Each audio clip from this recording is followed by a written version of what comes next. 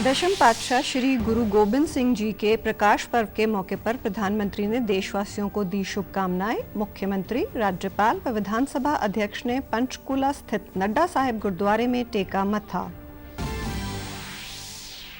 फरीदाबाद में आज से शुरू हुआ इंडिया इंटरनेशनल साइंस फेस्टिवल 2023 का केंद्रीय राज्य मंत्री डॉक्टर जितेंद्र सिंह ने किया शुभारंभ। फेस्टिवल में लगाई गई प्रदर्शनी का भी किया अवलोकन। उप मुख्यमंत्री दुष्यंत चौटाला ने केंद्रीय सड़क परिवहन एवं राजमार्ग मंत्री नितिन गडकरी से की मुलाकात। प्रदेश में सड़क निर्माण और विस्तार के कई बड़े प्रोजेक्ट्स को मिली मंजूरी। और विकसित भारत संकल्प यात्रा में अब तक रिकॉर्ड 14 करोड़ से ज्यादा लोग हो चुके हैं शामिल। चंडीगढ़ में आयोजित मीडिया कार्यशाला वार्तालाप में पीआईबी के एडीजी राजेंद्र चौधरी ने दी जानकारी।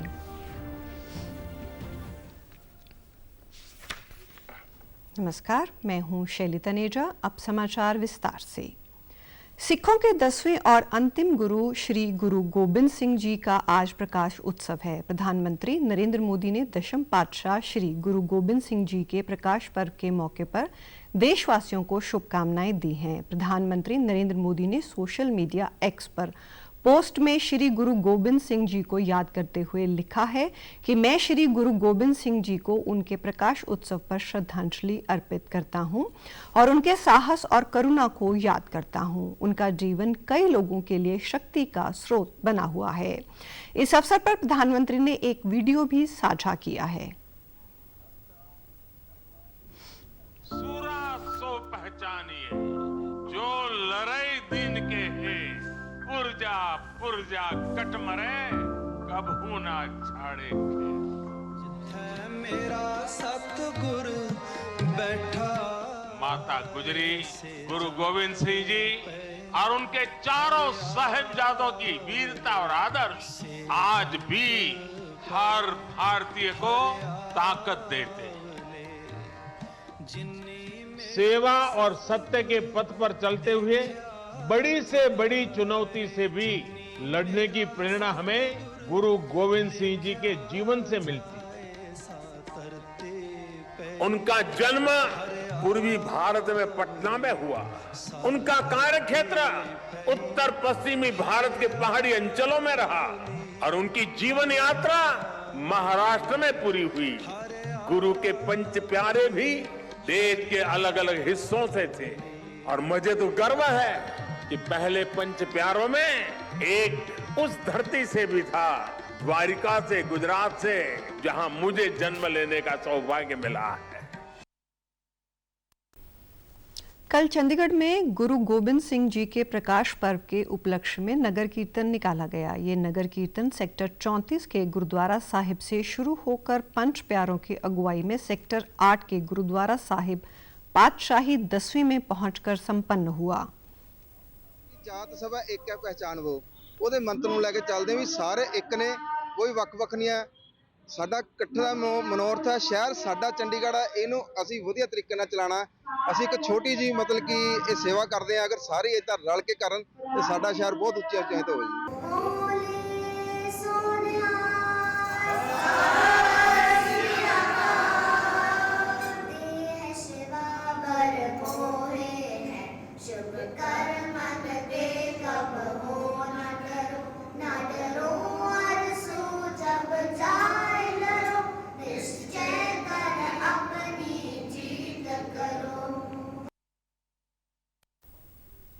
मुख्यमंत्री मनोहर लाल ने आज गुरु गोबिंद सिंह जी के प्रकाश पर्व पर अंबाला स्थित लखनौर साहिब गुरुद्वारा में माथा टेका। इस दौरान सीएम ने गुरु गोबिंद सिंह के लिए एक गीत भी गाया। इस दौरान उन्होंने मीडिया से बातचीत में कहा कि आज पूरा देश गुरु गोबिंद सिंह जी का जन्म उत्सव धूमधाम से मना रहा है। उन्होंने सभी देशवासियों व प्रदेशवासियों को प्रकाश उत्सव की शुभकामनाएं देते हुए कहा, जो लोग कहते हैं कि सभी कार्यक्रम भाजपा के हैं, उन्हें वे कहना चाहते हैं कि आने वाला समय में भी भाजपा आने वाली है और ये भाजपा का ही युग है। श्री गुरु गोबिंद सिंह जी का आज जन्मदिन है। उनकी जयंती सारे देश और दुनिया में बड़े हर्षोल्लास से मनाई जा रही है और मुझे भी आज ये जो अवसर मिला है कि गुरु नानक देव जी का जो नानका परिवार है, उनका गुरु गोबिंद सिंह जी का जो नानका गांव है लखनौर साहब, श्री लखनौर साहब गुरुद्वारा में आकर के मुझे उनको श्रद्धांजलि देने का भी अवसर मिला और बहुत ही अच्छा यहाँ लगा। और मैं आप लोगों के माध्यम से समस्त जन को इस गुरुपर्व की बहुत बहुत बधाई भी देता हूँ। ये जो दिवस होते हैं सारे ही बीजेपी के दिवस है, उनका दिवस तो कोई है नहीं, इसलिए बीजेपी की दिवस है, बीजेपी का ही साल है, बीजेपी का युग है। इसलिए इस बीजेपी युग में सब लोग अपने अपने बिस्तर को खोल करके जाकर बैठ जाए। बीजेपी आगे आने वाली, जनता सारी बीजेपी के साथ है। आज तो श्री गुरु गोबिंद सिंह जी के जन्मदिन के ऊपर सभी को बहुत बहुत बधाई। वहीं राज्यपाल बंडारू दत्तात्रेय ने पंचकूला स्थित गुरुद्वारा नड्डा साहिब में पहुंचकर मत्था टेका और प्रदेशवासियों के सुख समृद्धि की कामना की। इस मौके पर उन्होंने कहा कि गुरु गोबिंद सिंह ने धर्म और देश की रक्षा के लिए अपना पूरा परिवार न्यौछावर कर दिया। आज हमारे देश में शस्त्र विद्या तथा धर्म विद्या दोनों की आवश्यकता है। गुरु गोबिंद सिंह जी भारत के इतिहास में बहुत बड़ा महान संत के रूप में और योद्धा के रूप में अपनी धर्म और सत्य की रक्षा के लिए उन्होंने एक बहुत बड़ी खालसा नाम की स्थापना की। इसका फौज को निर्माण करने का नहीं, लेकिन एक नैतिक योद्धाओं को निर्माण करने के लिए समाज में जो दुष्ट लोग हैं उन लोगों को समाप्त करने के लिए उन्होंने धर्म की स्थापना के लिए उन्होंने अपना जीवन, सारा परिवार भी जो है उसमें त्याग किया है। उन्होंने कहा कि अयोध्या में बन रहा राम मंदिर मानवता का प्रतीक है। ये किसी मजहब विशेष का नहीं बल्कि मानव धर्म स्थापित करने का स्थान है। उन्होंने कहा कि धर्म का मतलब कोई मजहब विशेष नहीं है बल्कि उसका भाव देश, परिवार व समाज के प्रति कर्तव्य व निष्ठा है। छात्र तेज भी जरूरत है और धर्म तेज भी जरूरत है। ये दोनों का प्रतीक जो है आज अयोध्या में राम मंदिर है। अयोध्या में राम मंदिर जो है एक मजहब का नहीं होता। राम मंदिर जो है एक मानव धर्म को देश में निर्माण करने का है। गुरु गोबिंद सिंह जी भी ने उन्होंने भी बहुत ही जो है हिंदू धर्म के बारे में, हिंदू धर्म में जो भी अच्छे विषय है उसको सार के रूप में उन्होंने भी ग्रहण किया है।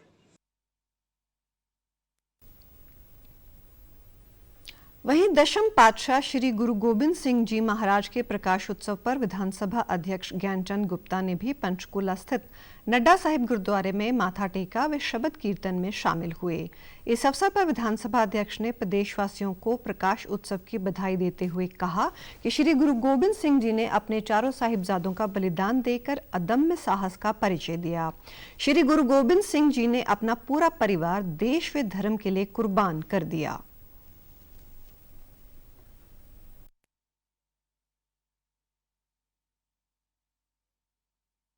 सारी साध संगत ਨੂੰ ਲੱਖ ਲੱਖ ਵਧਾਈ ਦੇਣਾ। उस महान गुरु जिन्होंने अपने चारों बेटे कंधां दे विच चुनवाते, देश की खातर, धर्म की खातर बलिदान करता। उन्हां दे बारे असीं एक संग दे विच गीत भी गाने हैं, पिता वारिया ते लाल चारे वारे, वो हिंद तेरी शान बदले। इन्ना तो बड़ा कोई बलिदानी अज तक ना होया है ना कोई होना है, जिन्हें अपना पूरा परिवार देश की धर्म की रक्षा वास्ते कुर्बान करता। अज असी इस दिहाड़े दे उत्ते साडे पंचकूला दी शान गुरुद्वारा श्री नाडा साहब दे विच दर्शन करने वास्ते, दीदार करने वास्ते, उन्हां दे चरनां दे विच सिर झुकाउण वास्ते आए हैं। हरियाणा गुरुद्वारा प्रबंधक कमेटी के महासचिव रमनीत सिंह मान ने बताया कि श्री गुरु गोबिंद सिंह जी महाराज के प्रकाश उत्सव पर पंजाब, हरियाणा, हिमाचल प्रदेश, उत्तर प्रदेश, उत्तराखंड सहित देश के विभिन्न क्षेत्रों से संगतों ने नतमस्तक होकर आशीर्वाद प्राप्त किया है। यूपी तक ਦੀਆਂ ਸੰਗਤਾਂ ਜਿਹੜੀਆਂ ਨੇ, ਉੱਤਰਾਖੰਡ ਦੀਆਂ ਸੰਗਤਾਂ ਜਿਹੜੀਆਂ ਨੇ ਇੱਥੇ ਆਉਂਦੀਆਂ ਨੇ, ਨਤਮਸਤਕ ਹੁੰਦੀਆਂ ਨੇ ਤੇ ਮਹਾਰਾਜ ਦੀਆਂ ਖੁਸ਼ੀਆਂ ਲੈ ਕੇ ਜਾਂਦੀਆਂ ਨੇ। ਉਸੇ ਕੜੀ ਦੇ ਵਿੱਚ ਅੱਜ ਹਰਿਆਣੇ ਦੇ ਗਵਰਨਰ ਸ਼੍ਰੀ ਬੰਡਾਰੂ ਦੱਤਾਤਰੇయ ਜੀ ਵੀ ਆਏ ਆ। ਉਸ ਤੋਂ ਬਾਅਦ ਪੰਜਾਬ ਦੇ ਗਵਰਨਰ ਸ਼੍ਰੀ ਬਨਵਾਰੀ ਲਾਲ ਪੁਰੋਹਿਤ ਜੀ ਵੀ ਆਏ ਆ ਤੇ ਅੱਜ ਹਰਿਆਣੇ ਦੇ ਸਪੀਕਰ ਸਾਹਿਬ ਨੇ ਵੀ ਆਉਣਾ। ਹਰਿਆਣੇ ਦੇ ਵੱਖ-ਵੱਖ ਥਾਵਾਂ ਦੇ ਉੱਤੇ ਵੱਡੇ ਪੱਧਰ ਤੇ ਪ੍ਰੋਗਰਾਮ ਕਰ ਰਹੇ ਆ।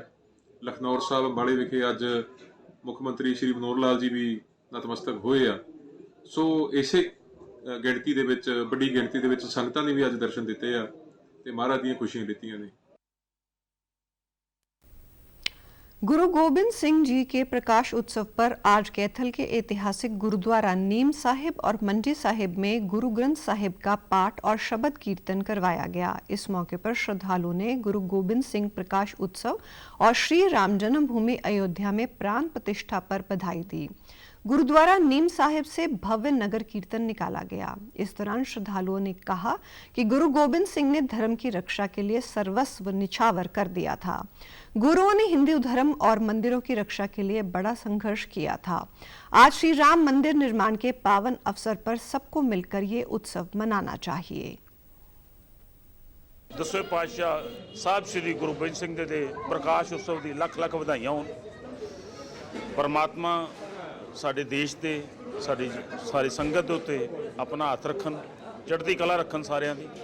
ते इस तरह दे प्रोग्राम अज गुरुद्वारा मंजी साहब विच गुरपुरब मनाया जा रहा है। पूरे जोरा शोरां दे नाल हुम-हुमा के पार्टिसिपेट कर रही ने ते इस मौके ते मैं सारियां नूं गुरपुरब की लख लख बधाई देना। ये आदर्श जिहड़े आ हक ते सच दे ते सर्व साझी वालता दे ते कुर्बानी दे, समर्पण दे, सेवा दे सतगुਰਾਂ ने बख्शिश करके अज जो कुछ असीं हैं धन धन सतगुरु श्री गुरु गोबिंद सिंह जी पातशाह जिन्होंने सरबंस वार दिता, उन्होंने ऐसा प्लेटफार्म खालसे की सिरजना करके सानू दे दिता और ਇਹਦੀ ਮਿਸਾਲ ਦੁਨੀਆ ਦੇ ਵਿੱਚ ਨਹੀਂ ਮਿਲਦੀ। ਹਿੰਦੂ ਧਰਮ ਖਤਮ ਹੋ ਰਿਹਾ ਸੀ, ਮੰਦਰ ਢਾਏ ਜਾ ਰਹੇ ਸਨ, ਉੱਥੇ ਮਸਜਿਦਾਂ ਉਸਾਰੀਆਂ ਜਾ ਰਹੀਆਂ ਸਨ। ਗੁਰੂ ਤੇਗ ਬਹਾਦਰ ਸਾਹਿਬ ਜੀ ਦਾ ਉਪਰਾਲਾ ਸੀ ਹਰ ਇੱਕ ਮੰਦਰ 'ਚ ਜਾ ਕੇ, ਤੀਰਥਾਂ 'ਤੇ ਜਾ ਕੇ ਉਹਨਾਂ ਨੂੰ ਜਾਗਰਤ ਕੀਤਾ ਕਿ ਆਪੋ ਆਪਣੇ ਧਰਮ ਦੇ ਪ੍ਰਤੀ ਸੁਚੇਤ ਹੋਵੋ, ਤਗੜੇ ਹੋਵੋ, ਹਿੰਮਤ ਨਾ ਛੱਡੋ। ਜਿਸ ਦਿਨ ਬਾਬਰ ਆਇਆ ਸੀ, ਇਸ ਦੇਸ਼ ਦੇ ਵਿੱਚ ਆਇਆ ਸੀ, 1526 ਦੀ ਗੱਲ ਵੀਰ ਮਨਿੰਦਰ ਜੀ ਕਰਕੇ ਗਏ, ਉਸ ਦਿਨ ਵੀ ਗੁਰੂ ਨਾਨਕ ਦੇਵ ਜੀ ਨੇ सारी सुतियां हुई कौमां नूं जगाया।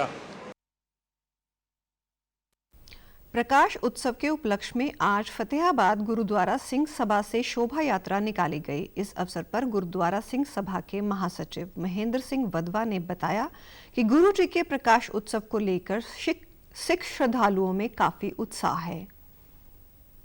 जुल्म दे अगे झुकना नहीं और जुल्म नूं बर्दाश्त नहीं करना।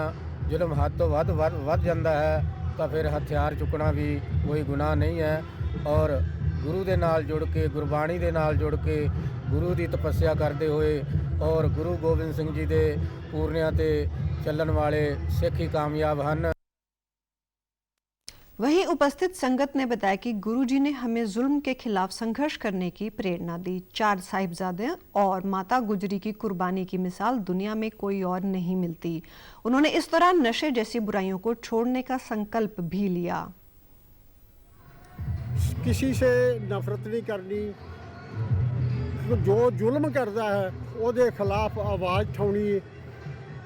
साडा इको ही मकसद है बई किसी दे भी भावें वो हिंदू है, मुसलमान है, जुल्म किसी के खिलाफ भी ना हो। अजकल ਸਮੈਕ ਦੇ ਭੈੜੇ ਭੈੜੇ ਨਸ਼ੇ ਆ ਰਹੇ ਨੇ, ਸਾਰੇ ਨਸ਼ਿਆਂ ਤੋਂ ਦੂਰ ਰਹਿ ਕੇ ਗੁਰੂ ਸਿੱਖੀ ਨਾਲ ਜੁੜ ਕੇ ਉਹਨਾਂ ਦੇ ਪੂਰਨਿਆਂ 'ਤੇ ਚੱਲ ਕੇ ਉਸ ਅਸੀਂ ਪ੍ਰਚਾਰ ਕੀਤਾ ਵੀ ਸੰਗਤ ਨਸ਼ਿਆਂ ਤੋਂ, ਭਰੂਣ ਹੱਤਿਆ ਤੋਂ ਇਹਨਾਂ ਤੋਂ ਦੂਰ ਰਹਿ ਕੇ ਗੁਰੂ ਸਿੱਖੀ ਨਾਲ ਜੁੜ ਕੇ ਗੁਰੂ ਸਾਹਿਬ ਦੀਆਂ ਖੁਸ਼ੀਆਂ ਪ੍ਰਾਪਤ ਕਰੇ।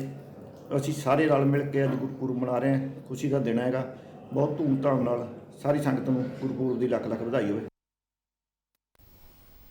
फरीदाबाद में आज से इंडिया इंटरनेशनल साइंस फेस्टिवल 2023 का आगाज हुआ।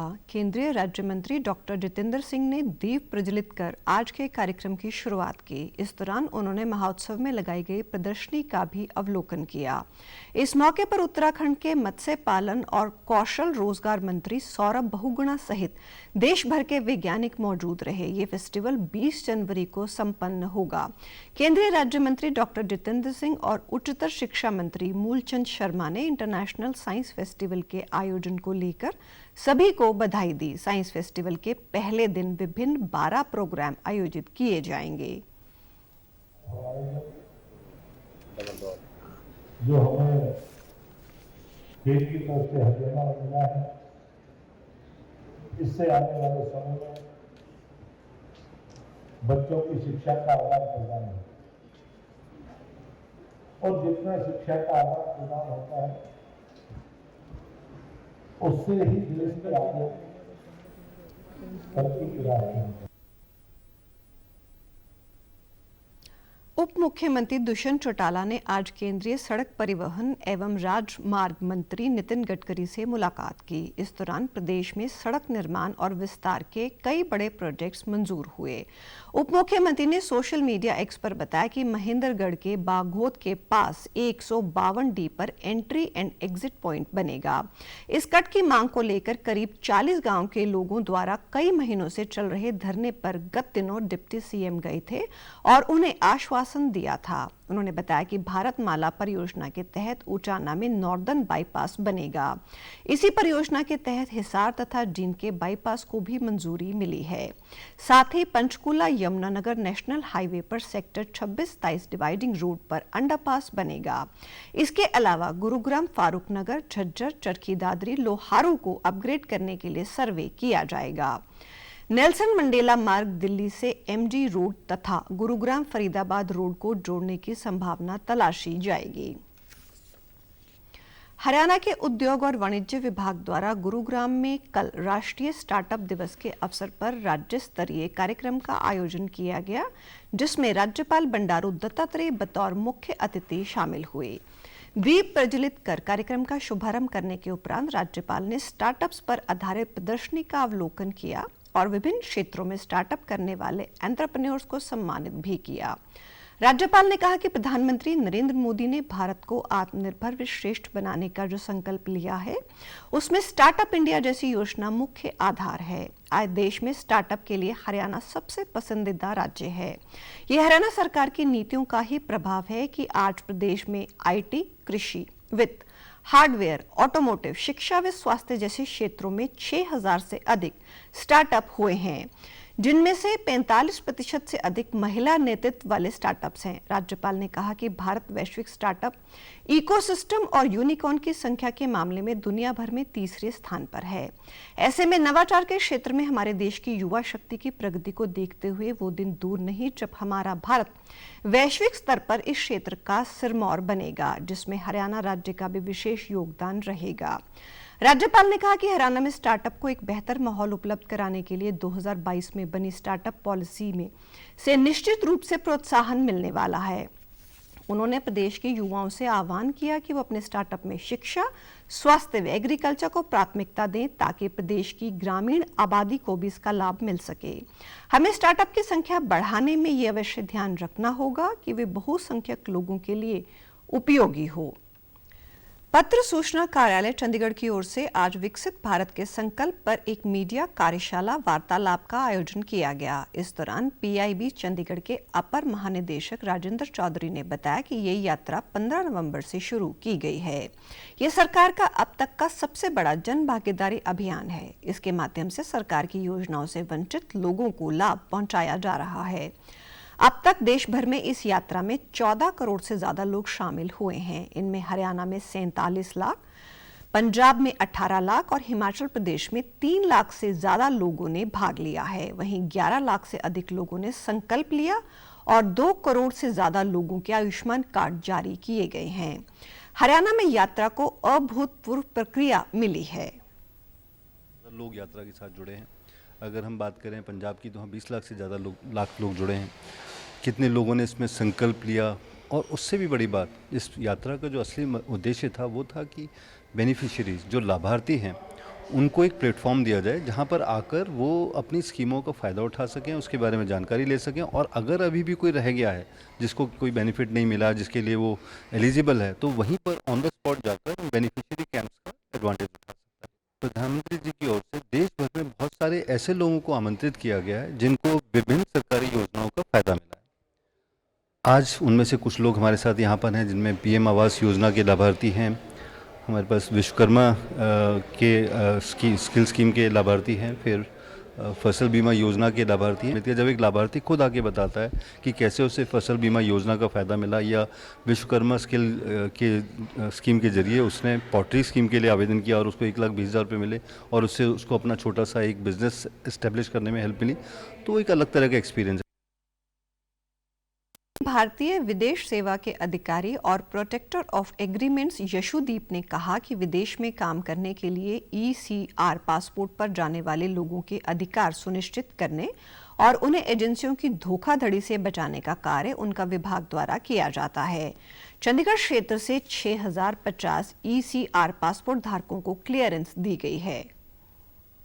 के लिए तो रजिस्टर्ड रिक्रूटिंग एजेंट के थ्रू ही जाएं।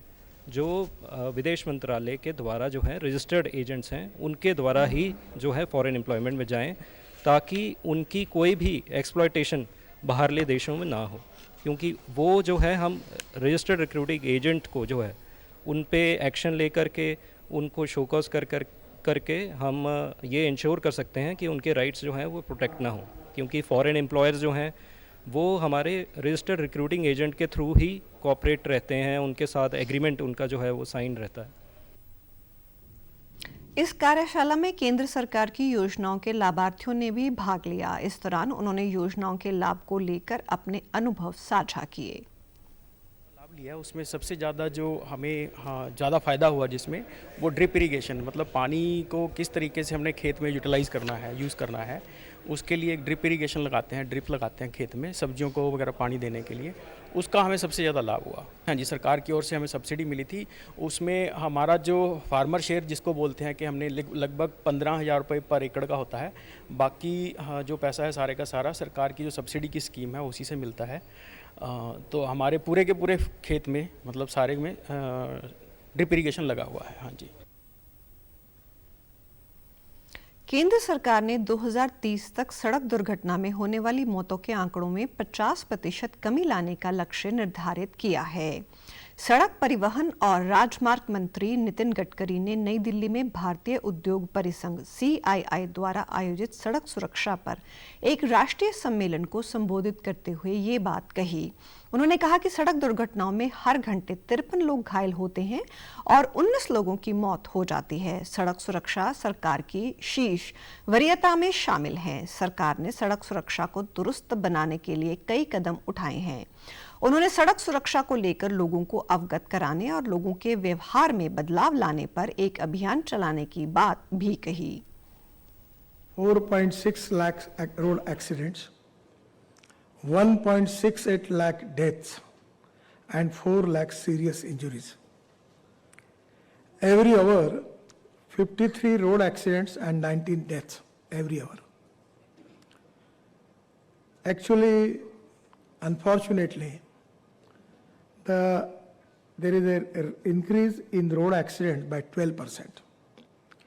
Increase in road accident death 10%. Socio-economic loss, that is GDP loss, is 3.14%, and 16% of death is related with the young age group of 18 to 35 years. Road safety is the topmost priority for the government, and our target is to reduce accident death by 50% by 2030. First of all, this is so serious problem that only road accident we are losing lot of people.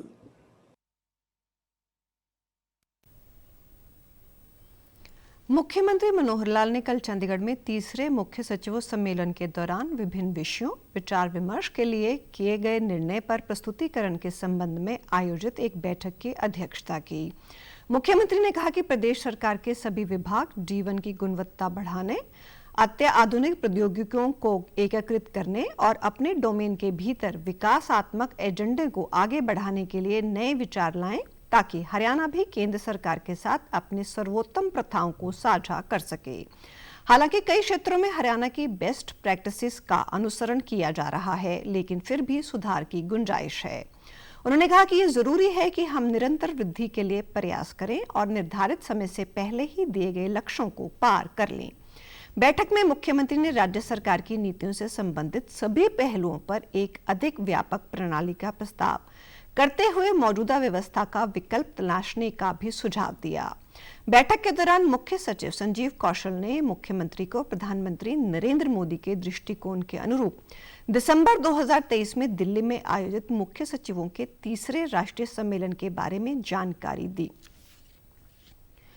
मुख्यमंत्री मनोहर लाल ने कल चंडीगढ़ में वर्तमान में अनुपयोगी तथा खाली पड़े प्लॉट की नीलामी के संबंध में बैठक की अध्यक्षता की। कृषि मंत्री जेपी दलाल भी बैठक में उपस्थित रहे। बैठक में जानकारी दी गई कि बोर्ड के पास 35 स्थानों पर अनुपयोगी प्लॉट या संपत्तियों जैसे पुराने कार्यालय, भवन व स्टाफ क्वार्टर हैं, जिन्हें नीलाम किया जाना है। सीएम ने संबंधित अधिकारियों को निर्देश देते हुए कहा कि कई शहरों में अब मंडियां शहरों से बाहर स्थानांतरित हो चुकी हैं। इस कारण बोर्ड की पुरानी व ऐसी अन्य संपत्तियों का एक पोर्टल बनाकर उनकी जानकारी अपलोड की जाए। इसके बाद उनकी नीलामी की जाएगी। इससे इन संपत्तियों का उचित उपयोग सुनिश्चित हो सकेगा और बोर्ड को भी अतिरिक्त आय प्राप्त होगी। बैठक में बताया गया कि बोर्ड के पास कुल 37,364 प्लॉट हैं, जिनमें से 23,206 प्लॉट नीलामी या आवंटित किए जा चुके हैं। अभी 14,158 प्लॉट खाली पड़े हैं, जिनकी बोर्ड ने आगामी 6 माह के लिए नीलामी की रूपरेखा तैयार की है। श्री राम मंदिर में रामलला की मूर्ति की प्राण प्रतिष्ठा के लिए अनुष्ठान चल रहा है। आज इसका दूसरा दिन है। आज से राम जन्मभूमि परिसर में अनुष्ठान किया जाएगा। आज रामलला की मूर्ति परिसर में प्रवेश करेगी। दोपहर 1:20 के बाद मूर्ति को परिसर का भ्रमण करवाया जाएगा। फिर मंदिर परिसर में बने यज्ञ मंडप में अनुष्ठान शुरू करेंगे। कल पहले दिन प्रायश्चित पूजा के दौरान रामलला से क्षमा मांगी गई। ये क्षमा मूर्ति बनाने के दौरान छेनी, हथौड़े या किसी भी वजह से उन्हें जो चोट लगी होगी उसके लिए मांगी जाती है। इसके बाद करम कुट्टी पूजन की प्रक्रिया हुई। इस पूजन के बाद ही मंदिर और प्राण प्रतिष्ठा से जुड़े कार्यक्रम की शुरुआत होती है। मूर्ति निर्माण स्थल की पूजा हुई। मूर्ति का शुद्धिकरण करते हुए उनकी आंखों पर पट्टी बांधी गई है, जो 22 जनवरी को खोली जाएगी। खड़ी प्रतिमा में रामलला को 5 साल के बच्चे के रूप में दिखाया गया है। मूर्ति का वजन 150 से 200 किलो के बीच है। 18 जनवरी को गर्भगृह में मूर्ति की स्थापना होगी। गृह मंत्री अनिल विज ने कल चंडीगढ़ में एक प्रेस वार्ता को संबोधित किया। इस दौरान राम मंदिर के निर्माण में किए गए संघर्षों के दिनों को याद करते हुए उन्होंने कहा कि हम उस इतिहास के साक्षी रहे हैं और साथ ही उसका हिस्सा भी रहे हैं। प्रधानमंत्री के नेतृत्व में वर्षों पुरानी मांग पूरी होने जा रही है। 22 जनवरी तक हमें अपने धार्मिक तीर्थ स्थलों में सफाई करनी है। साथ ही उन्होंने राम मंदिर की प्राण प्रतिष्ठा में विपक्ष के शामिल न होने पर कहा कि विपक्ष इस मुद्दे पर राजनीति कर रहा है। और 6 दिसंबर को वो जो हुआ वो हमारी आंखों के सामने हुआ। हम साक्षी हैं उस इतिहास के, और कुछ मानव में उस इतिहास का हम हिस्सा भी है। अब इस बात को 34 साल हो गए, और ये तो भला हो नरेंद्र मोदी जी का, जिनकी रहनुमाई के कारण ये जो 500 सालों से राम जी का मंदिर नहीं था वहां पर, उसमें प्राण प्रतिष्ठा होने जा रही है। बहुत बड़ी बात है। देश तो आजाद हो गया 1947 में, लेकिन देश की जनता के 80% लोगों के जो ईस्ट हैं उनको आजादी अब मिलेगी। वो तो रोज गिनते हैं कितनी कम होंगी, कितनी ज्यादा होंगी। समाचारों में आज इतना ही। नमस्कार।